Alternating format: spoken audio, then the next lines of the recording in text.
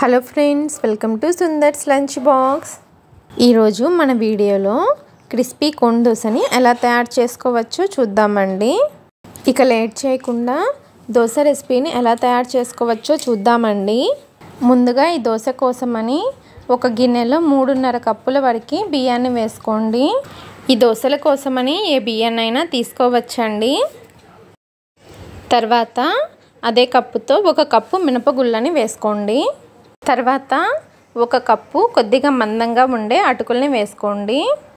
తర్వాత దీనిలోకి 1/2 కప్పు పచ్చిశనగపప్పుని వేసుకోండి. అలాగే దీనిలోకి 1 టీ స్పూన్ మెంతుల్ని కూడా వేసుకోండి.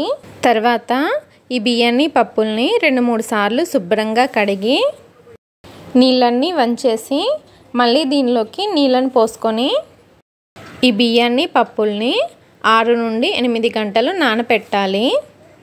బియ్యం పప్పులు 8 గంటలు నానిన తర్వాత చూపిస్తున్నాను చూడండి. మనకి బియ్యము పచ్చిశనగపప్పు బాగా నానిపోయాయండి. తర్వాత ఈ బియ్యం పప్పుల్ని గ్రైండర్లో వేసుకొని అవసరమైనన్ని నీళ్లు వేసుకొని పిండిని కొద్దిగా బరకగా ఉండేట్లు గ్రైండ్ చేసుకోవాలి. పిండిని గ్రైండ్ చేసుకునేటప్పుడు బరకగా కాకుండా మెత్తగా గ్రైండ్ చేసుకున్నారంటే దోశ అనేది చాలా మెత్తగా వచ్చేస్తుందండి. మనకి దోశ కొంచెం క్రిస్పీగా కావాలి అన్నప్పుడు పిండిని కొద్దిగా బరకగా గ్రైండ్ చేసుకోవాలి. పిండిని గ్రైండ్ చేసిన తర్వాత చూపిస్తున్నాను చూడండి. ఇలా చేత్తో పట్టుకుంటే మనకి పిండి రవ్వ రవ్వగా తగలాలి. ఇలా గ్రైండ్ చేసుకున్న పిండిని ఒక గిన్నెలోకి వేసుకోండి. పిండిని గిన్నెలోకి వేసేసుకున్న తర్వాత పిండిని 2-3 నిమిషాలు చేత్తో బాగా కలపండి. ఇలా కలుపుకోవడం వలన పిండిలో ఎయిర్ గ్యాప్స్ ఏర్పడి పిండి ఫర్మెంటేషన్ బాగా జరుగుతుందండి. ఇలా బాగా కలుపుకున్న తర్వాత పిండి పైన మూత పెట్టి 8 గంటలు లేదా ఒక ఫుల్ నైట్ పిండిని పులియనివ్వాలి. నేనైతే పిండిని ఫుల్ నైట్ అలా వదిలేసానండి. నెక్స్ట్ డే మార్నింగ్ చూశారు కదా పిండి ఎంత చక్కగా పులిసిందో. ఇలా పులిసిన పిండిని నెమ్మదిగా ఒకే డైరెక్షన్లో కలుపుకోండి. పిండిని ఎలా పడితే అలా కలిపేస్తే దోశ అంత పర్ఫెక్ట్గా రాదండి. పిండిని ఇలా కలుపుకున్న తర్వాత మనకి కావలసినంత పిండిని ఒక గిన్నెలోకి వేసుకొని మిగిలిన పిండిని ఫ్రిడ్జ్లో పెట్టేసేయండి. ఇప్పుడు పిండిలో రుచికి తగినంత ఉప్పు, అవసరం అనిపిస్తే కొద్దిగా వాటర్ని వేసుకొని పిండిని బాగా కలుపుకోవాలి. పిండి కన్సిస్టెన్సీ చూసారు కదా, ఈ విధంగా ఉండాలి. పిండిని మరీ తిక్కుగా కలుపుకోకూడదు, అలాగని మరీ పలచగా కూడా కలుపుకోకూడదండి.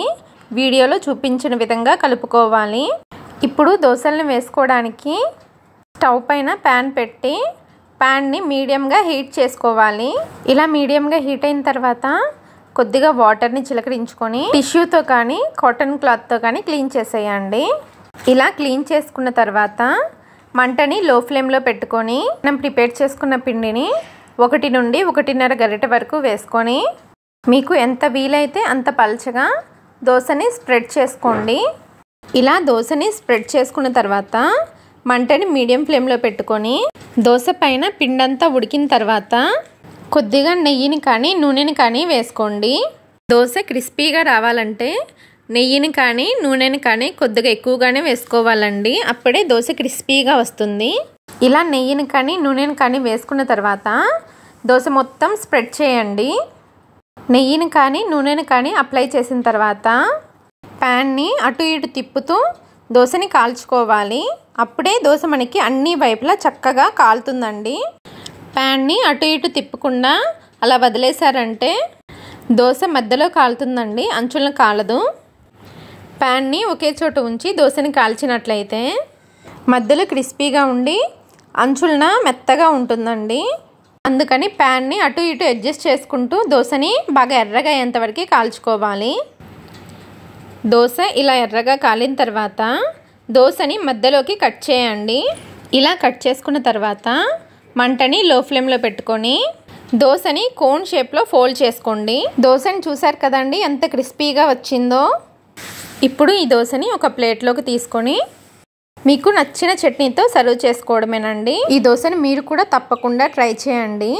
ఓకే అండి, ఈ రెసిపీ కనుక మీకు నచ్చినట్లయితే సుందర్స్ లంచ్ బాక్స్ ఛానల్ని లైక్ చేసి షేర్ చేసి సబ్స్క్రైబ్ చేసుకోండి. Thanks for watching.